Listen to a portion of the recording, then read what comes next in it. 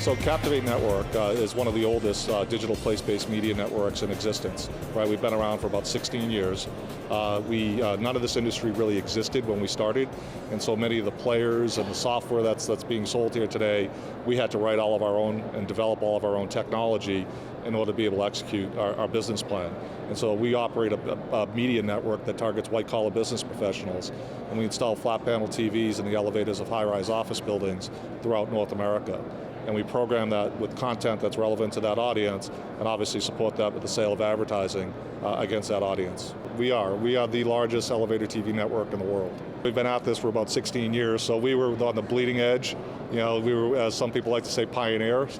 But the pioneers get the arrows in the chest, as they kind of discover and make the mistakes, and we've learned a tremendous amount, during those 16 years, and it's great to have, such a big business base now that supports the industry. I think it's fantastic. What's great, I think that's what's important. When we started, we were developing a lot of the technology, and so we had to invent a lot. What's really, I think, exciting is to see such a broad base that can support the technology innovation for the industry. So digital signage is not just screens and elevators, but digital signage has such a broad application today, across many different venues, whether it's menu boards or large format displays in retail or whatever it happens to be.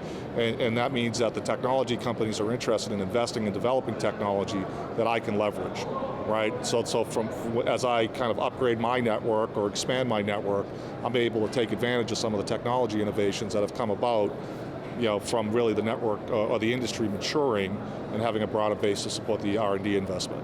From a media standpoint, really the key to being a strong media network is the audience you deliver, right? And in our case, our audience is a white-collar business professional.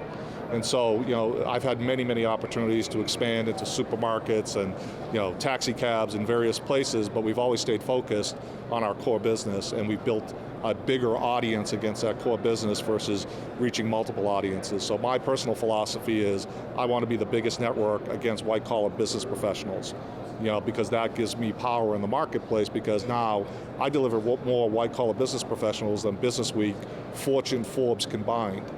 Right, so that's how I think about my business. So we are absolutely expanding, but we're expanding in our core segment. It's night and day from when we started. I mean, back in 1997, when we were out there selling this idea, people thought we were out of our minds, quite frankly, that why would I want to do this? And so the industry has matured a great deal, and major brands are leveraging digital place-based media, but there's lots of work to do to continue to educate the marketplace on the power of digital place-based. And so I'm also the industry chair of the Digital Place-Based Advertising Association, and that organization's charter is to work with the agency community and the brands to understand the power of digital place-based media so they allocate a higher percentage of the budget to this sector. So digital out-of-home is a broad category, which includes digital place-based media. So digital out-of-home in many cases is a static billboard that has been converted to digital, right? And so that's kind of what we define digital out-of-home. The difference between digital out-of-home and digital place-based is digital place-based are content-based networks, right? So we provide programming and content to engage the consumer, and then we support that through advertising, where digital billboards are just advertising platforms. And so there is a difference between the two.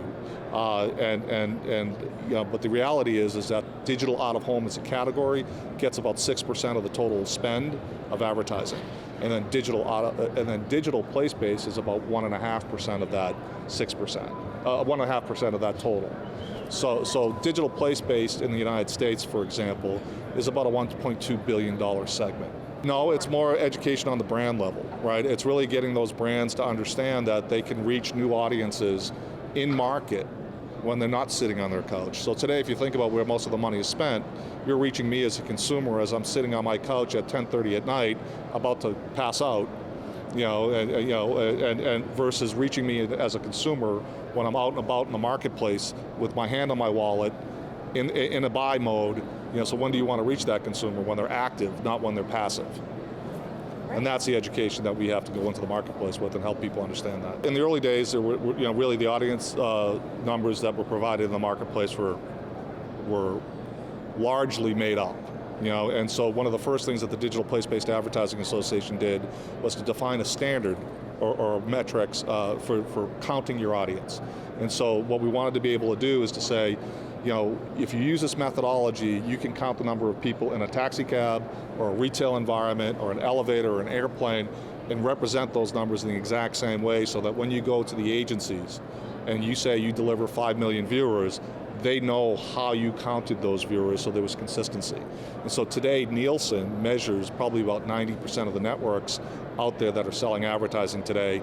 That gives the industry credibility to the agency community because now they feel that the numbers that they're receiving from the networks are in fact validated, and so they feel much more comfortable about investing their ad dollars against a measured network versus an unmeasured network.